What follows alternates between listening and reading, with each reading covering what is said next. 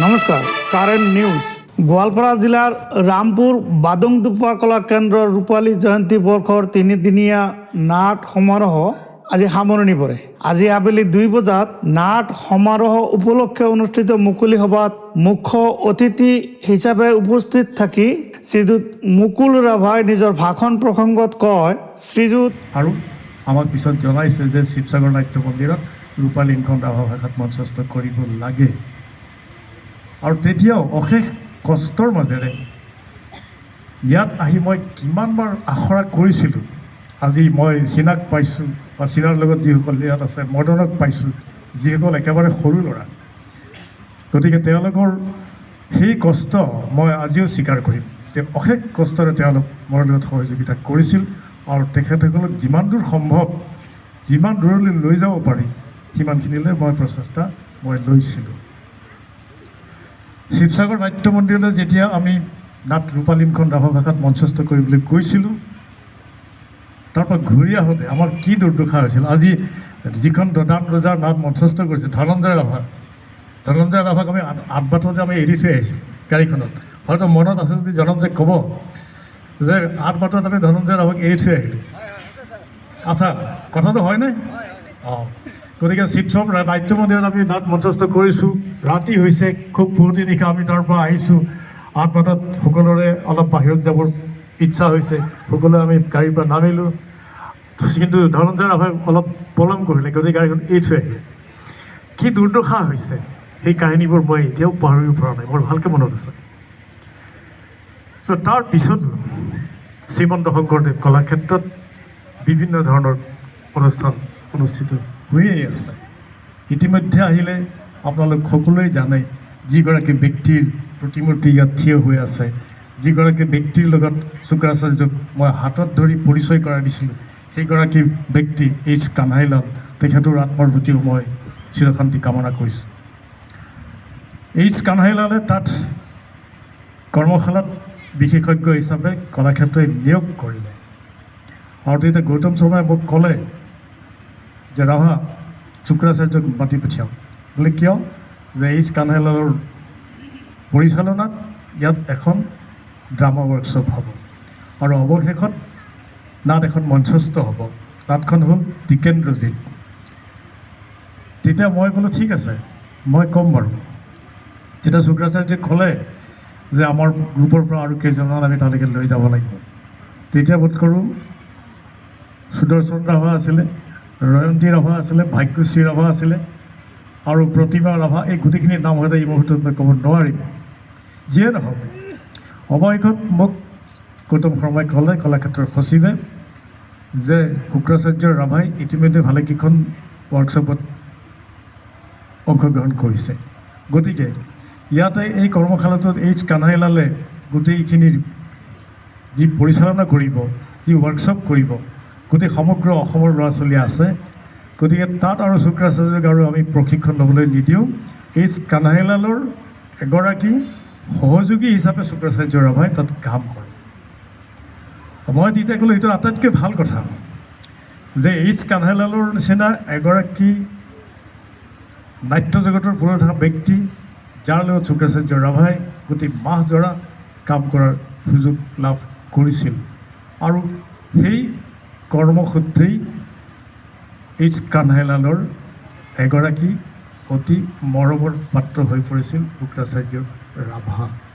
আৰু তেতিয়াই তেওঁ কৈছিল যে অসমৰ বিভিন্ন ঠাইত বসবাস কৰা এই জনগোষ্ঠীয় লোকসকলৰ যি প্ৰতিভা আছে, নাট্য ক্ষেত্ৰত যি প্ৰতিভা আছে, সাংস্কৃতিক দিশটোত যি প্ৰতিভা আছে, এই প্ৰতিভাবিলাক বিকশিত কৰাৰ কাৰণে আমি কিমানে হাত উজান দিছোঁ। যে তেওঁলোকৰ প্ৰতিভাক আমি আগবঢ়াই লৈ যাম। তাৰ বিপৰীতে কানাইলালে কৈছিলে যে মই শুক্ৰাচাৰ্যৰ তাত গৈ পাহাৰ পাতিম আৰু যিমান দূৰ সম্ভৱ হয় সেই পদ্ধতিৰে আমি নাট্য জগতৰ যি উদ্দেশ্য আৰু লক্ষ্য, সেই লক্ষ্যত উপনীত হ'ব পৰাকৈ আমি কাৰ্যব্যৱস্থা হাতত ল'ম। আৰু তাৰ পিছতেই বোধ কৰোঁ এইচ কানাইলালে ইয়াত আহি পেলাই বাহৰ পাতিলে আৰু শুক্ৰাচাৰ্য ৰাভা যেন এইচ কানাইলালৰ এজন পুত্ৰ সম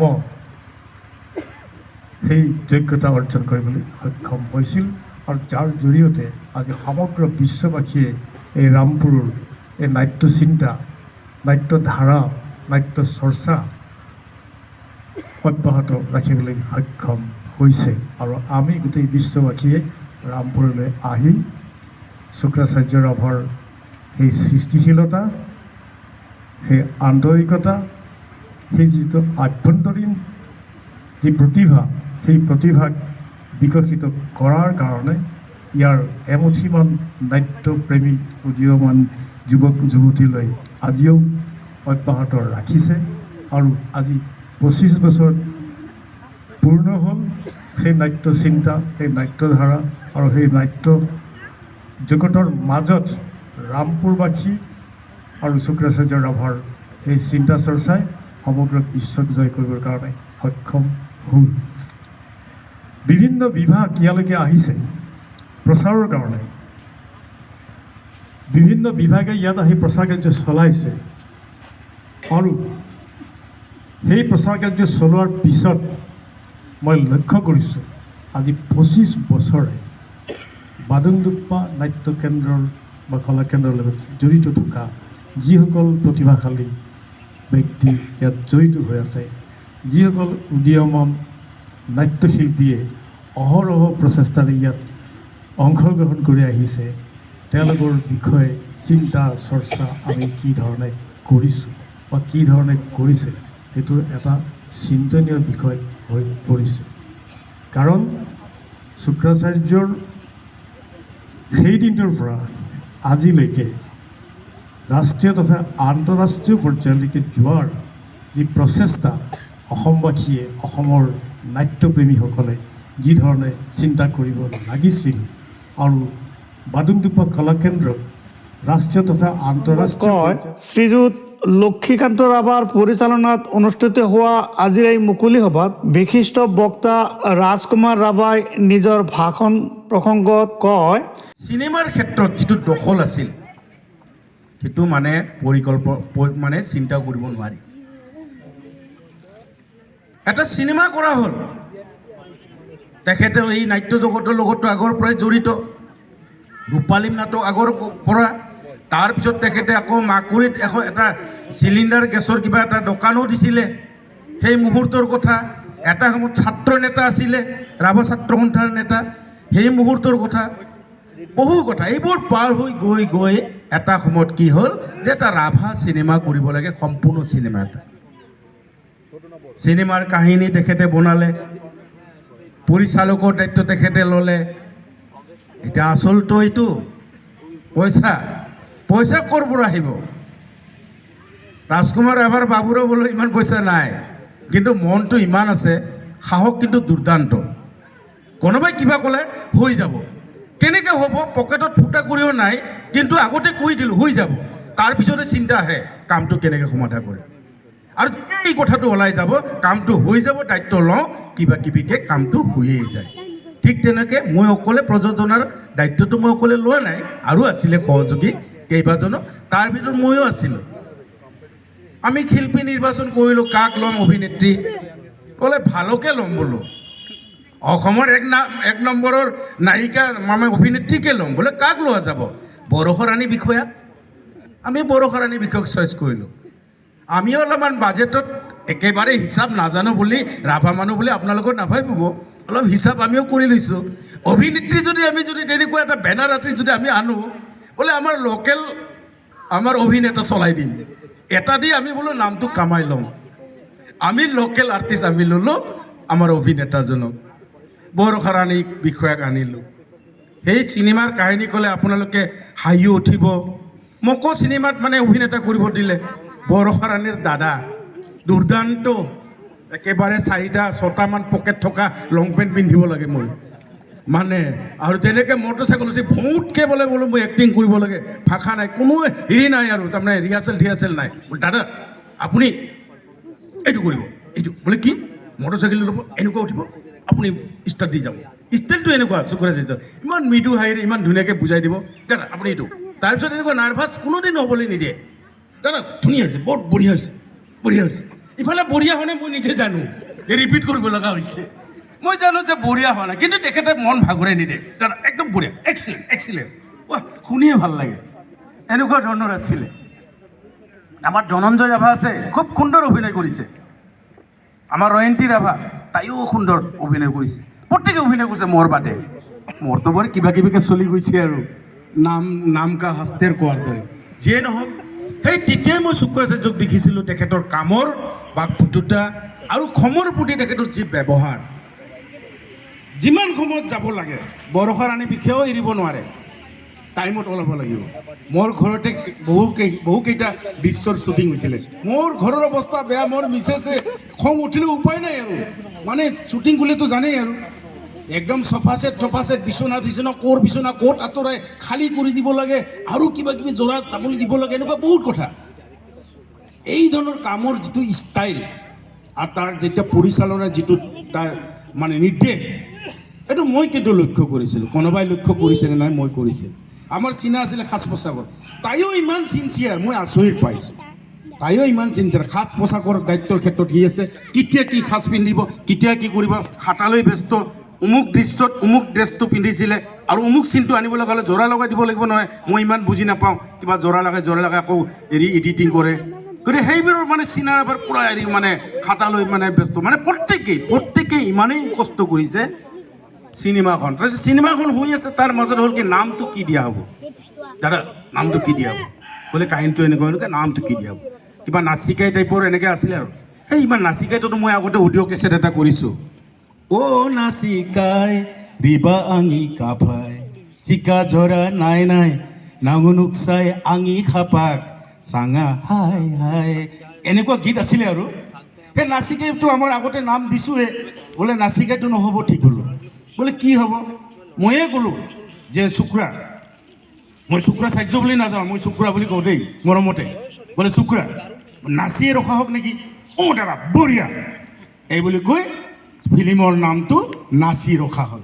নাচি মানে মৰম, ভালপোৱা মৰম, আৰু সেই নামেৰে চিনেমাখন কৰা হ'ল। গতিকে সেইখিনি সময়ৰ কথা ভাবিলে আচৰিত লাগে। আৰু এই ধৰণৰ গুণসম্পন্ন এজন ব্যক্তি, নৱপ্ৰজন্মৰ উঠি অহা, ইমান সুন্দৰভাৱে তাৰ পিছৰ পৰাই বাদুং দুপ্পাৰ তেখেতে যিটো হেৰিত গিয়াৰত লৈ উত্তৰণ ঘটালে, আচৰিত। গতিকে এনেধৰণৰ এনেকৈ গুণসম্পন্ন ব্যক্তি ইমান সোনকালে যে আমাৰ মাজৰ পৰা গুচি যাব, সেয়া কিন্তু সপোনৰ ধাৰণাৰ বাহিৰত। মুকলি সভাত শ্ৰী প্ৰকাশ ৰাভা, নীলোৎপল বৰুৱা, শ্ৰীযুত মঞ্জিত নাথেও ভাষণ দিয়ে। মুকলি সভাত গোৱালপাৰাৰ বিশিষ্ট সাংবাদিক শ্ৰী দিলীপ শৰ্মাকে আদি কৰি অন্যান্য কেইবাজনো সাংবাদিক এই মুকলি সভাত উপস্থিত থাকে। এই মুকলি সভাত বিশিষ্ট নাট্যকৰ্মী, অভিনেতা, নাটকৰ পৰিচালক আৰু গণ্যমান্য বিশিষ্ট লোকসকলে উপস্থিত থাকে। মুকলি সভাৰ অন্তত বাদংডুপা কলাকেন্দ্ৰৰ সভানেত্ৰী, বিশিষ্ট নাট্যকৰ্মী তথা প্ৰয়াত শুক্ৰাচাৰ্য ৰাভাৰ সহধৰ্মিনী চীনা ৰাভাই কাৰেণ্ট নিউজক কয়, আৰম্ভণিৰ পৰা ক'বলৈ গ'লে আৰম্ভণিটো বহুত কষ্টৰে আহিলোঁ। অকল শাৰীৰিক পৰিশ্ৰমেই নহয়, আৰ্থিক সমস্যাৰ সন্মুখীন হৈ আজিলৈকে মানে বাদংডুপাত জীয়াই ৰখাটো খুব কষ্ট কৰে। আৰু মানে তেখেত থকা হ'লেতো আৰু মোৰ চিন্তা কৰিবলগীয়া তেনেকৈ নাছিলে। তেখেতৰ অনুপস্থিত এতিয়া যথেষ্ট সহায় থকাৰ উপৰিও মানে মানসিক কষ্টটো এৰি দি মানে কামৰ প্ৰতি লক্ষ্য ৰাখি কামত আগবাঢ়িছোঁ। তেখেতৰ যিখিনি লক্ষ্য আছিল, আদৰ্শ দেখুৱাই থৈ গ'ল, মই সেইখিনি বুজি পাই এতিয়া মানে সেইখিনি উদ্দেশ্য লৈ আমি আগবাঢ়িছোঁ। আৰু আগলৈ কিমান দূৰ আমি জীয়াই থাকিব পাৰিম, তাৰ লক্ষ্যত আমি কিমান উপনীত হ'ব পাৰিম, সেইটো মই সদায় লক্ষ্যতে গুচি যাম। আৰু মই আশা কৰোঁ তেখেতৰ যিমান শুভাকাংক্ষী আছিল, এতিয়াও সহযোগিতাটো আছে আৰু আগলৈ তেনেকৈ থাকিব মোৰ নিশ্চিত আছে। আৰু তাৰ বাহিৰে নতুনকৈ আৰু সহায় সহযোগিতা ওলাই আহিব, সেইটো নিশ্চয় থাকিব। মই বেছি চিন্তা কৰোঁ যে মই তেখেতৰ উদ্দেশ্যটো মই আগলৈ চেষ্টা কৰি যাম জীয়াই থকালৈকে, মানে এইখিনিয়ে মই। চৰকাৰৰ প্ৰতি কি আহ্বান থাকিব আপোনাৰ, অসম চৰকাৰৰ প্ৰতি সাংস্কৃতিক বিভাগৰ প্ৰতি? আমি প্ৰতি বছৰে বা প্ৰতিবাৰে আমি জনাই থাকোঁ যে চৰকাৰক হওক আমি বিভিন্ন তেনেকুৱা সংস্থানৰ আমাৰ লগত জড়িত আৰু যিমানবিলাক আমি জনাই থাকোঁ। এতিয়া তেখেতসকলে বুজি পালে নিশ্চয় সহায় কৰিব আৰু থাকিব সেইটো। এই সন্দৰ্ভত সোধা আন এক প্ৰশ্নৰ উত্তৰত শ্ৰীযুত মুকুল ৰাভাই কয়, চৰকাৰে যিমানখিনি সম্ভৱ হয় বাডুংদুপ্পালৈকে সাহায্য আগবঢ়াই আছে, আৰ্থিক সাহায্য আগবঢ়াই আছে। আৰু যিটো নতুন আঁচনিৰ কথা কোৱা হৈছে যে সাংস্কৃতিক বিশ্ববিদ্যালয় ইতিমধ্যে অসমত হৈ গৈছে। তাৰোপৰি যদি গোৱালপাৰাত এখন সাংস্কৃতিক বিশ্ববিদ্যালয় কৰিব বিচৰা হয়, এই কথাখিনি আমি নিশ্চয় একমত যে এখন সাংস্কৃতিক বিশ্ববিদ্যালয় গঢ়ি তোলাটো ইমান সহজসাধ্য নহয়। তথাপিতো চৰকাৰৰ সহায় অবিহনে সেইটো কেতিয়াও সম্ভৱ নহয়। গতিকে চৰকাৰে যদি ইচ্ছা কৰে, সেই চৰকাৰৰ ইচ্ছাক কাৰ্যকৰী ৰূপ দিয়াৰ কাৰণে আমাৰ জনপ্ৰতিনিধিসকলৰ যি সক্ৰিয়তা আৰু তেওঁলোকৰ যিটো দাবীদাৰ, সেই দাবীদাৰ আৰু তেওঁলোকৰ জনপ্ৰতিনিধিসকলৰ সক্ৰিয়তাই নিৰূপণ কৰিব যে ৰামপুৰত এখন সাংস্কৃতিক বিশ্ববিদ্যালয় হোৱাটো সহজসাধ্য হোৱাৰ কাৰণে। মই আশা কৰিম আমাৰ জনপ্ৰতিনিধিসকলে বিশেষকৈ গোৱালপাৰা জিলাত বসবাস কৰা তথা সমগ্ৰ অসমৰ ৰাভা জনগোষ্ঠীটোৰ সাংস্কৃতিক দিশত উত্তৰোত্তৰ কামনা কৰি যদি ইয়াত এখন সাংস্কৃতিক বিশ্ববিদ্যালয় স্থাপন কৰা হয়, সেইটো নিশ্চয় সৰ্বাংগ সুন্দৰ হ'ব আৰু আমাৰ আশা আকাংক্ষাখিনি চৰকাৰে পূৰণ কৰাবলৈ আমি মানি ল'ব পাৰিম। Thank you. আনহাতে বাডুংদুপ্পা কলা কেন্দ্ৰৰ উন্নয়ন সন্দৰ্ভত সোধা আন এক প্ৰশ্নৰ উত্তৰত গোৱালপাৰাৰ বিশিষ্ট সাংবাদিক শ্ৰীযুত দিলীপ শৰ্মাই উত্তৰত কয়, এই নাট্য পৰিক্ৰমা, নাট্যশৈলী ই সমগ্ৰ বিশ্বত এটা বিশেষ ধৰণৰ স্থান দখল কৰিছে। নৱপ্ৰজন্ম বা এইটো অন্যৰ ক্ষেত্ৰতো কথাটো এই ধৰণৰ যে এই যে আৰ্হি যে আজি থিয়েটাৰৰ নামত লাখ লাখ কোটি কোটি টকা খৰচ কৰি যি দিব পৰা নাই, শুক্ৰাচাৰ্য ৰাভাই গছৰ তলত তেওঁৰ গাঁৱৰ ল'ৰা ছোৱালীখিনিক লৈ পেলাই ৰাভা সম্প্ৰদায়ৰ লোককাহিনী লোককথা কেন্দ্ৰ কৰি পেলাই যি নাটকৰ ইয়াত সৃষ্টি কৰিছে, মানুহক দিছে, এই সকলোৰে কাৰণে আদৰণীয়। আমি ভাবোঁ যে এনেকৈ নাটক কৰিব পাৰি, এনেকৈ নাটক লিখিব পাৰি আৰু এনেকুৱা পৰিৱেশতো নাটক কৰিব পাৰি। এটা হুলস্থ এতিয়া আজি এইবাৰ তেওঁলোকে চিলভাৰ জুবলি পাতিছে, তেওঁলোকে 10খন গেট কৰা নাই, তেওঁলোকে বিশাল পেণ্ডেল কৰা নাই, টকা পইচা ক'তো অপচয় কৰা নাই, নাটকৰ মাজেৰে ৰূপালী জয়ন্তীটো তেওঁলোকে পালন কৰিছে। আৰু আজি ইয়াত অন্তৰংগ আলাপৰ মাজেৰে শুক্ৰাচাৰ্য ৰাভা, বাডুংদুপ্পা, তেওঁৰ সৃষ্টি, তেওঁৰ কৰ্মক কেনেকৈ আগুৱাই নিব পাৰি এই বিষয়ে এটা অন্তৰংগ আলাপৰ মাজেৰে তেওঁলোকে আজি সামৰণি অনুষ্ঠানটো পাতিছে। গতিকে এইবিলাকেই হ'ল নৱপ্ৰজন্মই শিকিবলগীয়া কথা, জানিবলগীয়া কথা। মই এইখিনি কৈ ভাবোঁ যে আমাৰ নৱপ্ৰজন্মই এই কথাবিলাক আৰ্হি হিচাপে লওক, তেনেকৈ আগবাঢ়ক। তেতিয়াহ'লে হয়তো আমি ভবাৰ নিচিনাকৈ আমাৰ যিটো সাহিত্য, আমাৰ যিটো সংস্কৃতি, এইটো জীয়াই থাকিব।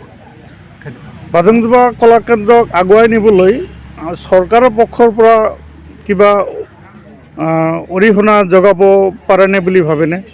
নিশ্চয় পাৰে। ইয়াত এনেকুৱা কথা নহয় যে বাডুংদুপ্পাই নিজে হাত পাতিব পাৰে। বাডুংদুপ্পাই যিটো গোটেই পৃথিৱীখনত যি দেখুৱাইছে, তাৰে কাৰণে ইয়াত অসম চৰকাৰ বা ভাৰত চৰকাৰে নিজে আহি পেলাই এওঁলোকৰ লগ লাগি পেলাই এওঁলোকক সুধিব লাগে।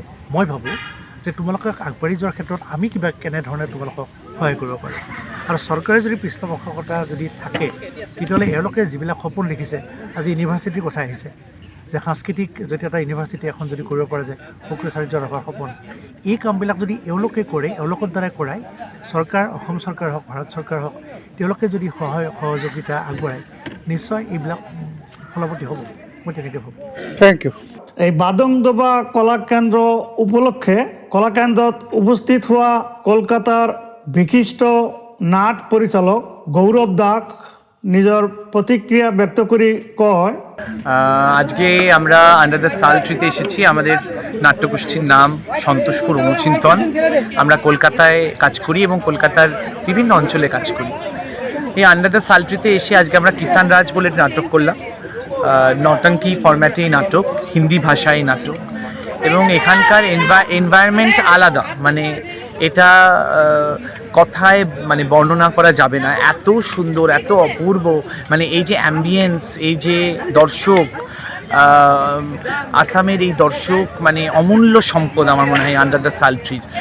এবং এখানে নাটক করলেই দর্শককে, এরকম দর্শক পেলে এমনি নাটক যেন মনে হয় আরও 4 গুণ ভালো করি আর কি। তো আজকে তো আমরা অভিনয় করলাম, খুব সফল অভিনয় হয়েছে এবং আমার মনে হয় দর্শকের প্রতিক্রিয়া থেকে আমি সেটা বুঝতে পারছি এবং ভীষণ ভীষণ এনজয় করেছি এখানে শো করতে, অভিনয় করতে।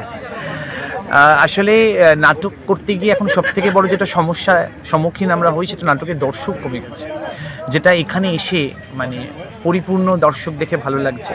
অন্যান্য জায়গায় যখন আমরা নাটক করছি আমাদের দর্শক কম দেখতে পাচ্ছি দর্শকের, তো সেই যে দর্শক তৈরি করাটা আমার মনে হয় এখন সর্বভারতীয় ক্ষেত্রে আমাদের নাটকের সবথেকে বড় চ্যালেঞ্জ, যে দর্শক নাটক বোঝে, যে দর্শক নাটক দেখতে চায় এবং টিকিট কেটে নাটক দেখে। কারণ টিকিট কেটে নাটক দেখলেই আমরা নাটকের টাকা উপার্জন হলেই আমরা নাটক করতে পারবো, আরও ছেলে মেয়ে নাটক করবে, তাদের ঘর চলবে, বাড়ি চলবে, পেটে খাওয়ার থাকবে, তাহলে তারা থিয়েটার করতে পারবে, নাহলে কী করে থিয়েটার করবে। তো এই আমার মনে হয় যে এইটা আমাদের সর্বভারতীয় ক্ষেত্রে যে এটা একটা মডেল হতে পারে আন্ডার দ্য সালট্রি, যে কীভাবে দর্শক তৈরি করা যায়, দর্শকের সঙ্গে সংযম তৈরি করা যায় এবং সেই সংযম থেকে একটা নাটকের দল চলতে পারে, একটা উৎসব হতে পারে, এটাই আমার বলার। এই নাট সন্দর্ভত কেরালার বিশিষ্ট নাট্যকর্মী নিজের মন্তব্যত কয়, When I was small in my place, and I am so happy and excited. The culture of Assam is actually alive with this kind of initiative, and we like to have this all through the year so that this kind of feeling that we can experience, and I wish all the best for the entire team, the organizing committee. Thank you. তিনিদিনীয়া এই নাট সমাৰোহৰ অন্তত west Goalpara মহাবিদ্যালয়ৰ অধ্যাপক শ্ৰী শৰীফুল ইছলামে কয়, ৰামপুৰেৰ এটি কলা সাংস্কৃতিক অনুষ্ঠান, ইয়াৰ প্ৰতিষ্ঠা কৰেছিলে আমাৰ প্ৰয়াত শুক্ৰাচাৰ্য ৰাভাদেবে। আৰ শুক্ৰাচাৰ্য ৰাভাদেবৰ এই 25 বছৰীয়া বাদুংদুপ্পা কলাকেন্দ্ৰৰ এই অনবদ্য প্ৰদৰ্শনী আণ্ডাৰ দ্য চালট্ৰি, তেওঁলোকে ইয়াত নাটক প্ৰদৰ্শন কৰে আৰু নাটকসমূহ বিভিন্ন ঠাইৰ পৰা দেশ বিদেশৰ নাটক আহে। এইবছৰ যদিও বিদেশী নাটক নাই, সুন্দৰ সুন্দৰ আমি নাটক উপভোগ কৰি আছোঁ। আজি অলপ আগতে উপভোগ কৰা কলিকতাৰ পৰা অহা এই নাটকখনি আমি উপভোগ কৰি সঁচাকৈ আনন্দিত হৈছোঁ। বিশেষকৈ ভাল লাগিছে ইয়াৰ পৰিৱেশ, এই অঞ্চলৰ এই ঠাইখিনি যিহেতু শাল গছৰ এটা বাগানৰ ভিতৰত, বনানীৰ ভিতৰত, এই শাল বননিৰ মাজত প্ৰকৃতিৰ বুকুত আমি বহি পেলাই প্ৰকৃতিৰ কোনো ক্ষয় ক্ষতি নকৰাকৈ, কোনো শব্দ যন্ত্ৰ ব্যৱহাৰ নকৰাকৈ, পোহৰ ব্যৱহাৰ নকৰাকৈ প্ৰাকৃতিকভাৱে সম্পূৰ্ণৰূপে তেওঁলোকে যে নাটকখনি ইয়াত উপস্থাপন কৰিছে, এই আয়োজনটো সঁচাকৈ বাদুংদুপ্পাই ধন্যবাদৰ পাত্ৰ। বাদুংদুপ্পা 25 বছৰৰ জয়ন্তী, তেওঁলোকক আমি শুভেচ্ছা জনাইছোঁ। আপোনালোকৰ জৰিয়তে যিসকল ৰাইজে ইয়াত এতিয়ালৈকে অহা নাই তেওঁলোকলৈ আমি অনুৰোধ জনাইছোঁ যে আগন্তুক দিনত আপোনালোকে বাদুংদুপ্পাৰ এই আণ্ডাৰ দ্য চালট্ৰি অনবদ্য নাটকৰ যি আয়োজন, এই আয়োজনত অংশগ্ৰহণ কৰক। আৰু অহাৰ আগলৈকে আপুনি একো বুজি নাপাব। যদি বাদুংদুপ্পাত আপুনি এবাৰ আহিছে, আপুনি ইয়ালৈ আহিয়ে থাকিব লাগিব, আৰু অহাৰ আগলৈকে আপুনি কেতিয়াও দূৰৰ পৰা ইয়াক উপভোগ কৰিব নোৱাৰিব। সঁচা আনন্দ, সঁচা যিটো নাটকৰ আমেজ ল'ব খুজিলে আপুনি এই বাদুংদুপ্পাৰ আণ্ডাৰ দ্য চালট্ৰি অনুষ্ঠানলৈ আহিব লাগিব। এইখিনিকেই কৈছোঁ। সঁচাকৈ ভাল লাগিছে। আজি দ্বিতীয় দিন আহিছোঁ। অহাকালিৰ দিনটো তেওঁলোকৰ জয়ন্তীৰ মুকলি সভা আছে। সকলোকে ইয়ালৈ আমন্ত্ৰণ জনাইছোঁ আৰু আপোনালোকলৈও মই ধন্যবাদ জনাইছোঁ। কাৰেণ্ট নিউজ চাই থকাৰ বাবে অশেষ অশেষ ধন্যবাদ।